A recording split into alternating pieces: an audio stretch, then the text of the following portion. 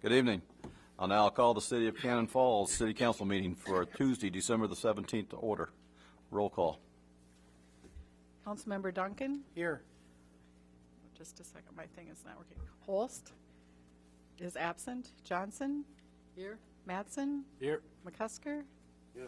Schoblum? Here. And Mayor Robinson. Here. All please stand for the Pledge of Allegiance. I pledge allegiance to the flag of the United States of America and to the republic for which it stands, one nation, under God, indivisible, with liberty and justice for all. Good evening, and welcome to the last City Council meeting of the year for 2013. This time, the Chair will take a motion to approve the amended agenda as submitted. So moved. Second. I have a motion by Merle and a second by Bill to approve the amended agenda. All those in favor? Aye. Opposed? Carries. This time, we'll move on to item 5 on the agenda this evening, which is the public input. Citizens may speak to issues not on the agenda. Before speaking, please give your name and address for the minutes, and please limit your comments to 3 minutes. It doesn't look like we have anybody that wants to go into public input this evening, so we'll move on to item 6, which is public hearings. That'll be the introduction and first reading of Ordinance 333, annexing land located in the town of Cannon Falls, permitting annexation by ordinance. Mr. Maroney, I'll turn it over to you.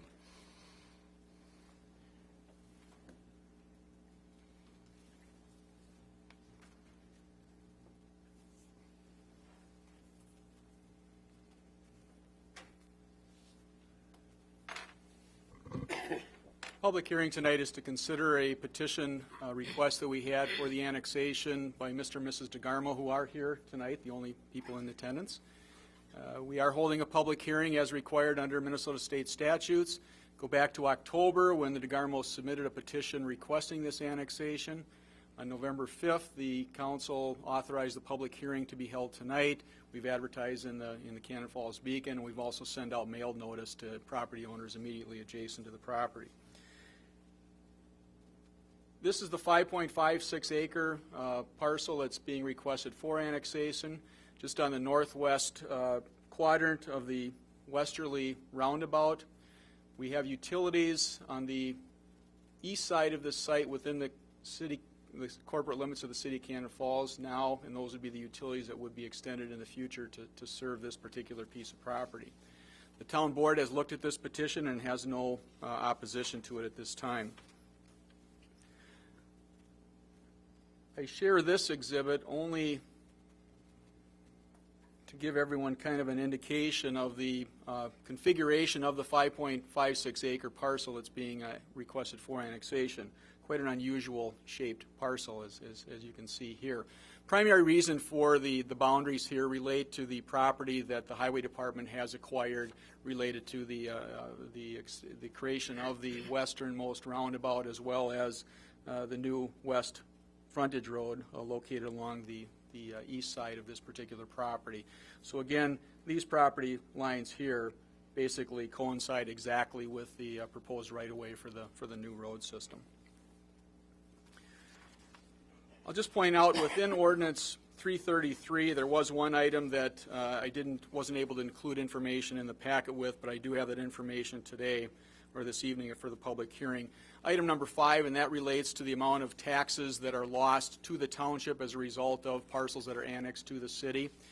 Today I received information from Goodhue County. Didn't anticipate that it would be a significant loss of taxes, and the sum total over the 5-year period that we traditionally have agreed to reimburse the townships for lost property tax amounts to just a little bit over $50 total, so not a huge issue. But I did receive that number today, and within item number 5 of Ordinance 333, we would insert the number of $50.15 as the lost tax item. With that information, I'll stop for any questions that you may have, or if Mr. and Mrs. DeGarmo want to add anything on behalf of the owners, that would be fine too. Okay. Anybody have any questions? I got a couple, Dave. What's their future plans on this? Is this something that they've got something in mind that's going to happen fairly quick, or is it kind of a wait-and-see type thing? And I guess my question there is when does the infrastructure have to be put in for something like that? I'll let Kevin respond specifically to the proposed timeframe for any development, but I will mention to the council and the public that following the annexation, the property owner would request zoning, would request plating, would request the extension of utilities, ultimately leading to a development agreement for a specific project. So this is the first step, that is getting it into the city, and then from this point forward, at the request of the property owners, we would expect to receive an application for zoning, plating, development, and the extension of utilities. But in terms of timing, I don't know if Kevin has a more specific response to that question. Leroy, there really isn't at this point. Along with this parcel, on the southwest corner, I have another 6 acres, and then in front, just down the frontage road, there's another 3.5 acres. And at some point in the future, I'm probably going to request, continuing annexation into this. This is basically the first piece of, the property that was left over from the MnDOT. Originally, there was 26.5 acres of my parcel out there, and MnDOT put the roundabout right in the middle of it. Prior to MnDOT, there was city sewer and water on the property. That's going to be addressed this spring with MnDOT when we go in front of the Land Council. We've requested reimbursement to reestablish it back on the current 5.56 acres.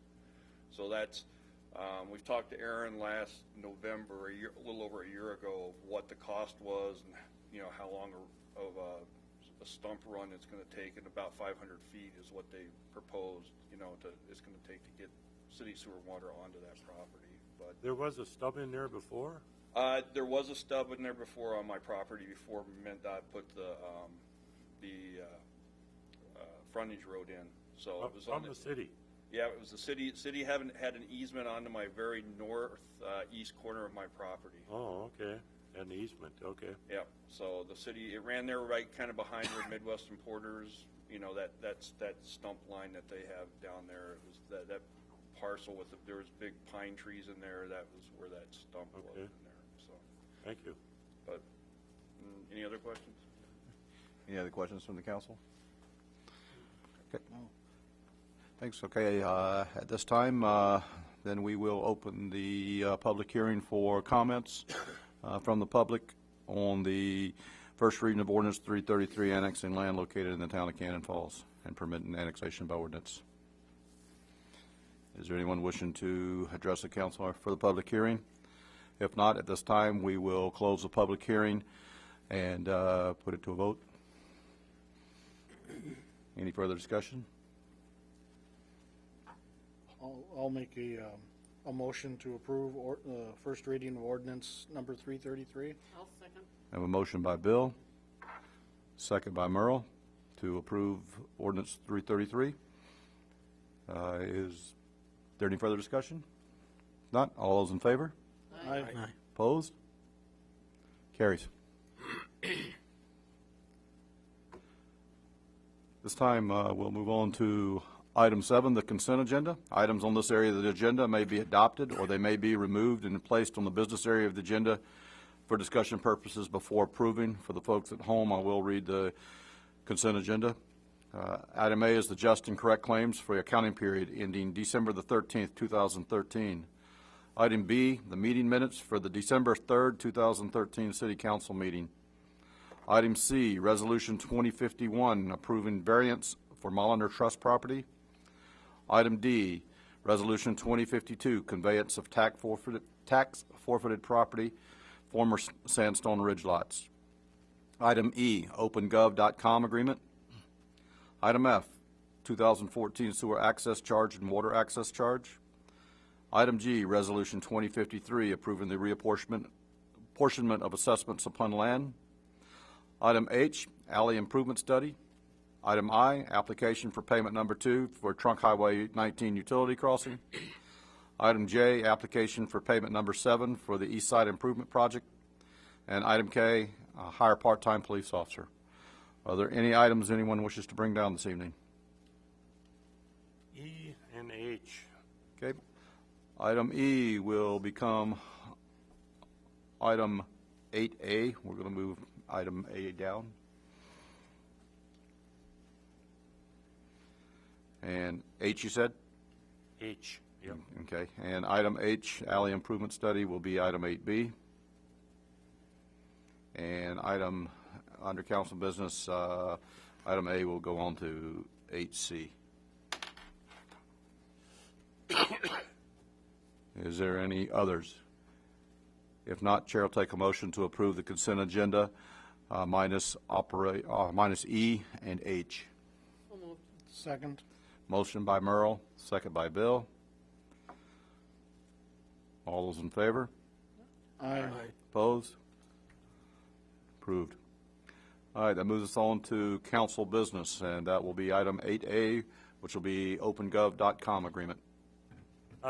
Just a quick thing for the council on that. I talked to Aaron about it, and of course this is a techie thing again that drives Leroy nuts.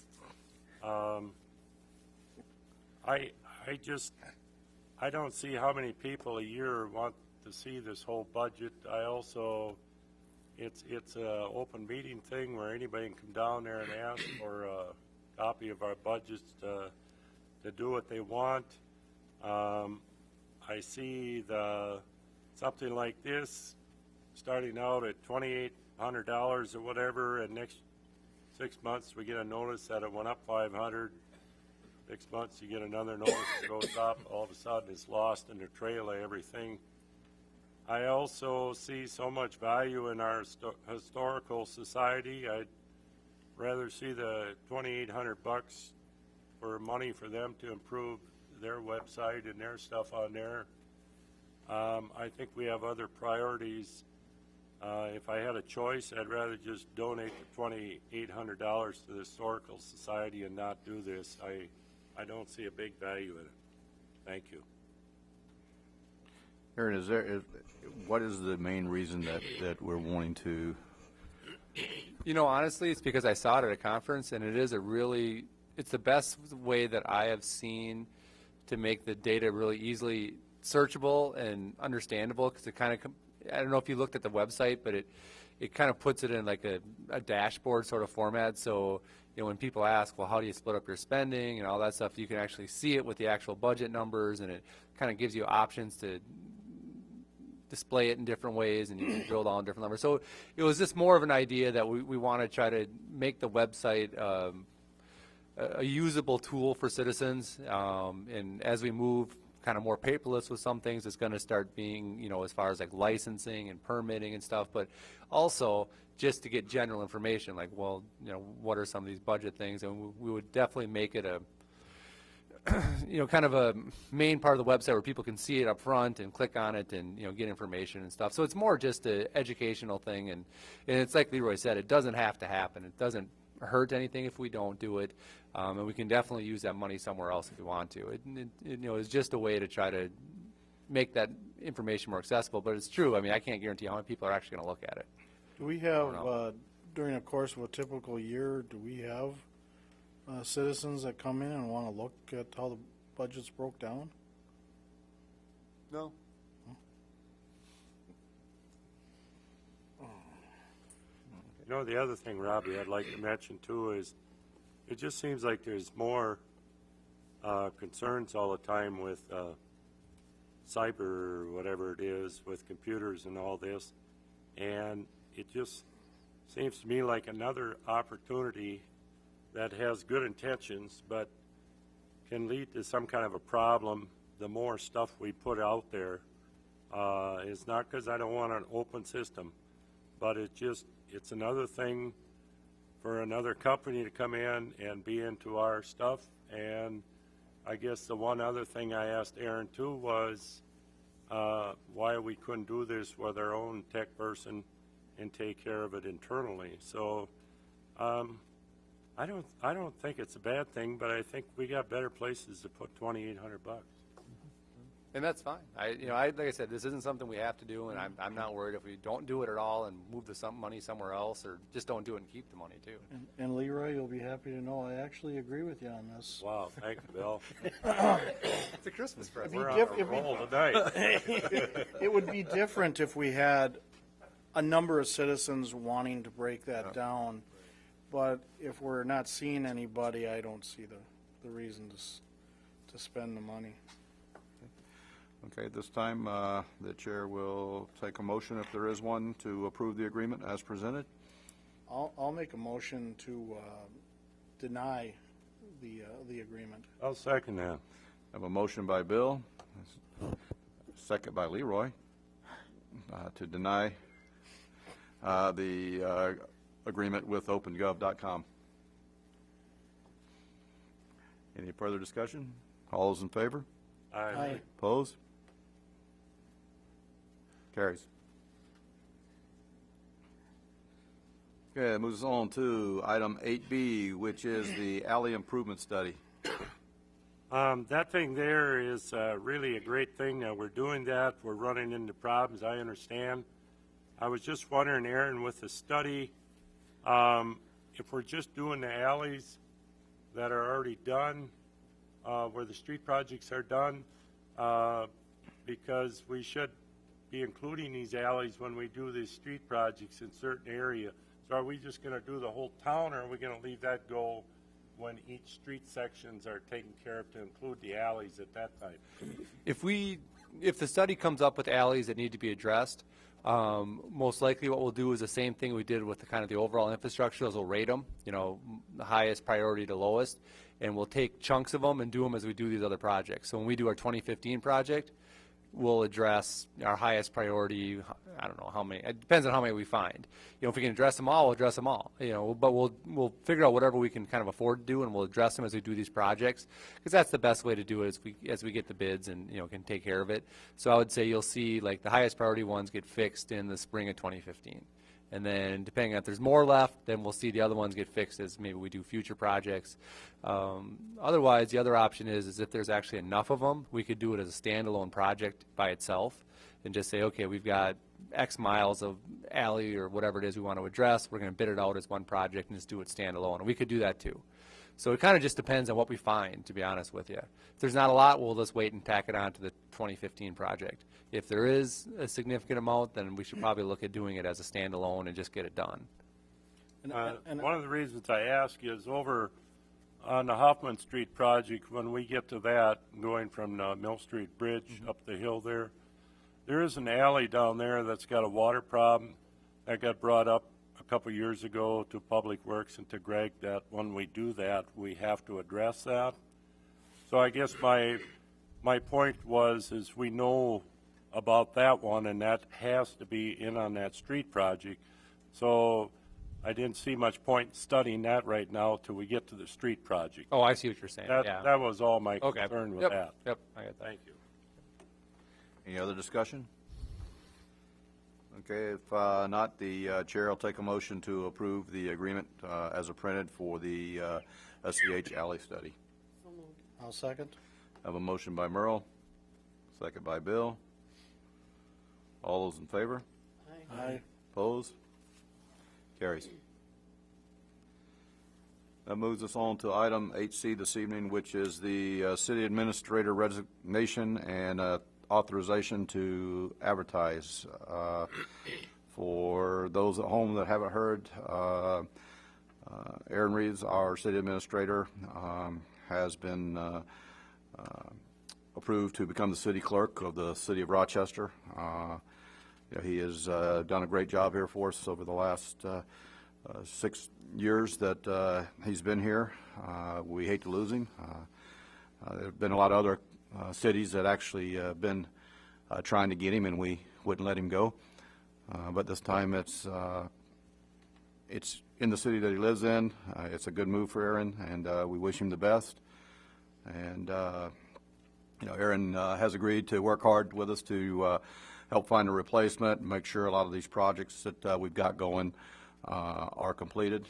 And the city of Rochester has also said that they would allow Aaron to help us out any way we can to help his predecessor to hit the ground running when that person hits the streets of Cannon Falls as a new administrator. So Basically, what we're asking at this time, this evening, is to approve the resignation and to authorize the staff to advertise this position so that we can get this position filled as soon as possible to not have any gaps, because with everything going on, we need to continue to keep everything rolling going forward and make sure that the city runs as smoothly as it has. I would just like to add, when we hired Aaron, the city had been going through a pretty rough time there, and did a great job on calming the city down, leading it, I think, in the right direction with the help of able staff and the council. And I tell you, it's been a real pleasure to work with Aaron. I hate to see him go. I understand why he has the interest in that position, and I wish him well, and thank you for your time with us. Well, it's pretty obvious, Aaron, we trained you really well. I think the council's got to take a little credit for this, too. When Rochester wants you, because we trained you so well, it's a hats off to the council, too. But you know how I feel about it, and yeah, we'll save the fuzzy stuff for the last week, but thank you. Is there any other discussion? Anybody else have anything tonight? The one other thing I'd like to say, Robbie, is that I know the process, all this, we got to advertise and all that, but I would really like the Personnel Committee to take a strong look at making some inner moves, possibly in the House, and make sure we're wide open to that, too. Yep. And we'll look at all avenues as we move forward with this to find the best fit for the city of Cannon Falls. Right. Thank you. I'll make a motion to approve the Aaron's resignation and authorizing staff to advertise the position. A motion by Bill. Second. I have a second by Merle to regretfully accept the resignation of Aaron, effective January the 17th, and to post the position as soon as possible. All those in favor? Aye. Opposed? It carries.